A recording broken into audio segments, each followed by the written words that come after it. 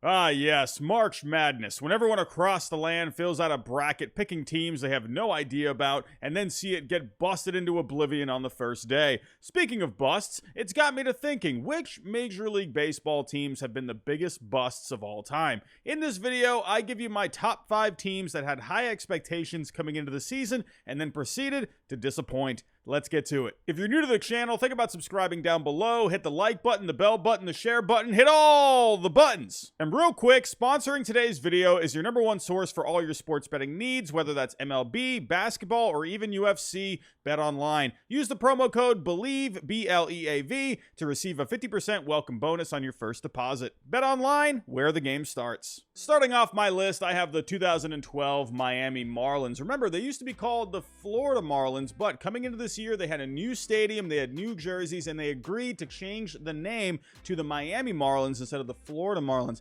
This was a team that just had a complete overhaul coming into this year. You added Ozzie Guillen as your new manager. Remember, he won a World Series with the Chicago White Sox. That was a big hire at the time, and then that completely fell flat. He made some, weird comments about Fidel Castro that got construed or misconstrued, and everyone was confused, and everyone thought he was saying he loved Fidel Castro, and he said he didn't. I don't know what the heck was going on with that.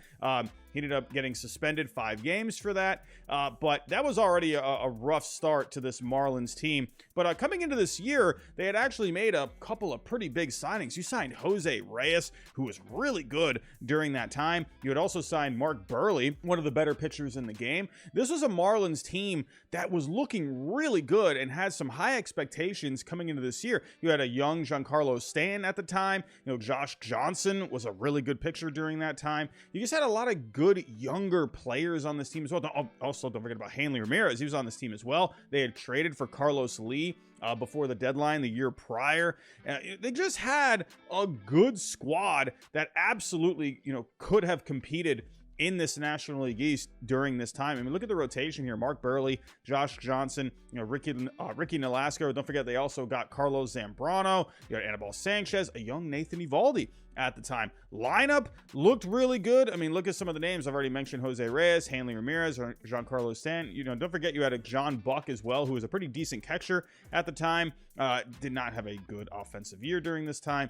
But this was a pretty decent team, at least on paper, coming into the year. Now, if we go take a look at how they shaked up in the major categories offensively, this team just did not have it. They were 28th in offense that year, which is really surprising because you had a lot of guys, a lot of pretty decent bats in this lineup. The starting pitching ended up being pretty middle of the road. They were 15th overall in Fangraph WAR that year, but the bullpen was pretty thin. If we go take a look here, they were 23rd overall, and don't forget they had also signed Heath Bell, and he ended up just being a complete bust for them. I mean, you didn't really have a lot of great options in this bullpen. You had Steve Cishek, who had a pretty good year that year.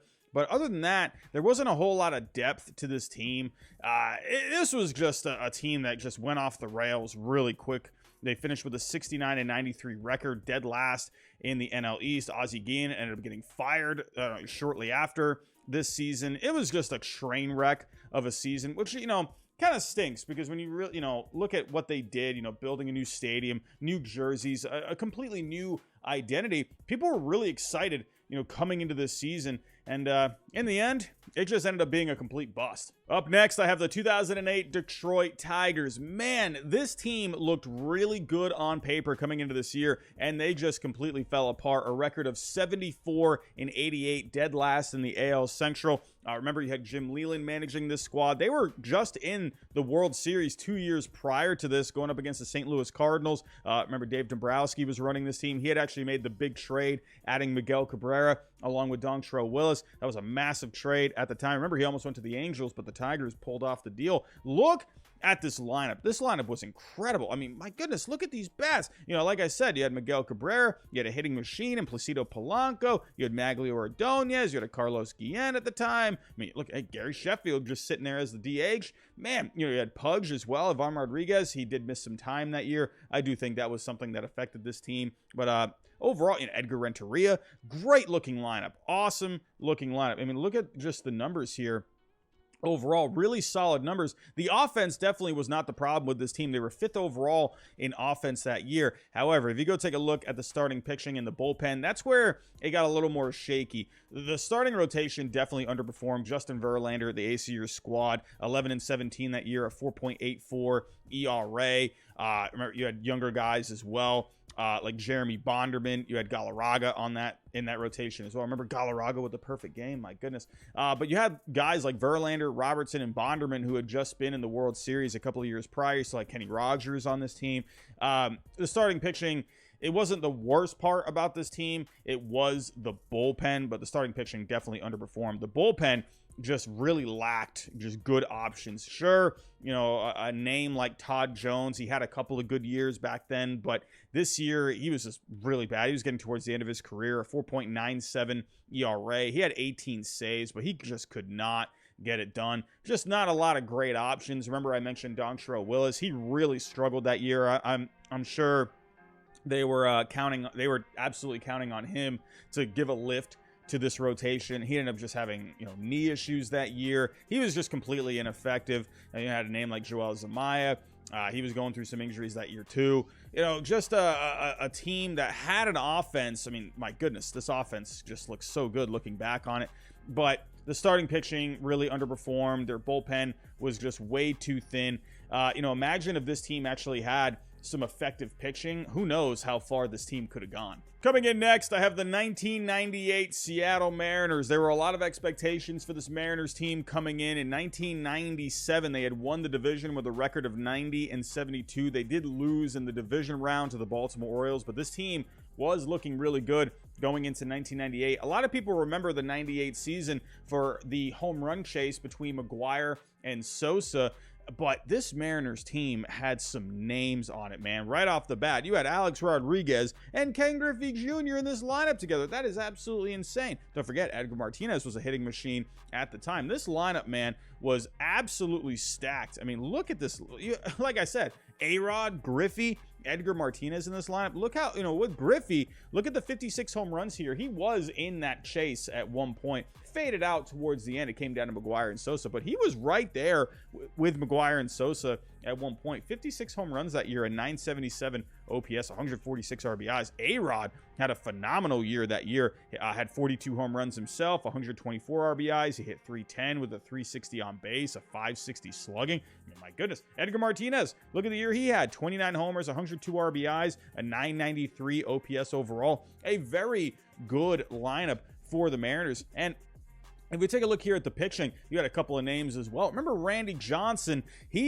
What he was remembered for in 1998, it was he just went completely off with the Houston Astros. He was having, you know, some issues, you know, with contract talks with the Mariners at the time. So I don't think he was, you know, mentally in it as much as he could have been. But Randy Johnson was still Randy Johnson, the big unit. He ended up dominating for the Astros down the stretch in this season. Jamie Moyer had himself a really solid season. You had Jeff Fassero on this team as well. You know, starting pitching, it wasn't I wouldn't say it was the best overall. They did finish 8th in Fangraph WAR that year, but the starting pitching overall had a 4.74 ERA. The bullpen is really where the Mariners lacked. They finished 22nd in Fangraph WAR that year, a 5.44 ERA. If we take a look here, hey, good old Mike Timlin. I always remember Mike Timlin helping the Red Sox win a World Series in 2004. But Mike Timlin, he was a decent option for you this season, but they were kind of going back and forth with closers. You know, he had Timlin, who had 19 saves. You know, you had Ayala, who had 8 saves. You know, Slocum had, you know, a few as well. They just didn't have a lot of great options. I mean, look at the ERAs here, you know, for how do you say, I can't even remember how to say his name. Spoljaric, I think is how you said it. A 6.48 ERA. Ayala had a 7.29. I mean, goodness, you know, 5.32 for Slocum. You know, Bob Wells with a 6.10. Just no bullpen for this Mariners team at all. But they had some names. You know, this lineup was really good. You know, starting pitching, I think, could have been better, but the bullpen was just a huge weakness on this Mariners team. But either way, a lot of expectations for this Mariners team coming in. You ended up trading Randy Johnson, you know, Ken Griffey Jr., Alex Rodriguez ended up leaving, you know, down the road. Hey, this Mariners team, let's see if they can, you know, maybe grab, you know, go a little further into the playoffs now here in, you know, 2023. They made it last year. Can they make it, you know, a deeper run moving forward. But this Mariners team, I think people forget how good this Mariners team, or how good they could have been. Up next, I have the 2015 Washington Nationals, a more recent team, and Nationals fans are going to hate me for this one, but man, this team was really disappointing because this team looked so good coming into the 2015 season, only finished with a record of 83-79, just completely underperformed that year. The Mets ended up going on to the World Series in 2015, so that stung a little bit more for Nationals fans as well. But let's take a look at the lineup first. I mean, right off the bat, you had the MVP Bryce Harper that year. He had a phenomenal year in 2015. Hit .330, a .460 on base, a .649 slugging, and 1109 OPS overall, 42 homers, 99 RBIs. Like, are you kidding me? Like, that is just off the charts. My goodness. But it wasn't just him. You had guys in this lineup as well that, good bats, but the offense really underperformed this year. Now, if we go take a look here at the offense, Washington only finished 19th overall in offense that year, which is crazy to me because when you're looking at this lineup, you had some bats like Jason Worth, you had Ryan Zimmerman, Ian Desmond wasn't terrible at that time, but Ian Desmond was pretty decent. Don't forget, you also had Anthony Rendon, but he was injured a lot that year. He had a really good year in 2014, but he was just, like I said, dealing with injuries that year, only played in 80 games. So they were definitely missing his bat. But the pitching, you had brought in Max Scherzer before this season, and that was a huge signing. He ended up paying off for the Nationals, 4 years later, ended up winning a World Series with him. But this pitching staff looked so good. You had Scherzer, you had Strasburg, you had Zimmerman, Gio Gonzalez. I mean, my goodness, what a rotation this was. The rotation actually performed extremely well. Oh, actually, one more thing I forgot to mention here about the offense. Another thing about Washington is they weren't a very clutch team as well. They only ranked 23rd in clutch on Fangraphs that year. But going back to the starting pitching, yeah, there was nothing to complain about really with the starting pitching. Second overall that year, an 18.3 Fangraph WAR, tied with the Cubs for starting pitching that year. A 3.70 ERA, 3.42 FIP. Very good starting pitching. So that was not the problem. And the bullpen wasn't really all that bad at all either. 11th in relief pitching, Fangraph WAR that year. If we go take a look at the bullpen here, you had some pretty decent arms. You had a Drew Storen that year at 29 saves. Hey, Blake Treinen was on this Nationals team as well. You had Vasquez, Thornton, Jansen was not very good that year, but a good bullpen overall. Don't forget about Tanner Roark. He was coming out of the rotation and the bullpen as well. Don't forget you had Papelbon, the infamous Bryce Harper Papelbon incident. This team, it was just a very underperforming team. If you had Anthony Rendon, would that have made it a whole lot more different for the Nationals at the time? You just had guys getting hurt, just the offense just really underperformed, except for Harper. Harper just had just an amazing year. But hey, the 2015 Washington Nationals, definitely a disappointment. Ended up winning a World Series a few years later, so I guess that helps. But hey, you look back at this team and all you can think is, what if? And last but not least, I have the 2011 Boston Red Sox. Oh, this team still gives me nightmares to this day, still pains me to this day. And don't even come at me in the comments calling me Giraffe Neck Robbie, because I honestly believe this team is one of the biggest busts of all time, because this team was stacked coming into this year. They were being labeled as the greatest team ever, or at least the greatest Red Sox team ever. There were names all over the place on this team. I could talk about this team for hours. I will try to make this as short and sweet as I can. 2010, they were pretty decent that year. 89-73. You had Adrian Beltre on that team. That was fun. But they needed to improve, and they went into the offseason looking to make some noise, and boy, oh boy, did they. Adrian Gonzalez, one of the top hitters in the game for the Padres at the time, ended up trading for him. His swing, he was hitting oppo a lot. His swing was just fit perfectly for Fenway Park, as you can go oppo, hit off the green monster. He was a perfect bat for Fenway Park at the time. I was so excited when they traded for him, but then they didn't stop there. A few days later, they signed Carl Crawford, one of the top free agents at the time, one of the top players in the game. I was shocked when they signed Carl Crawford.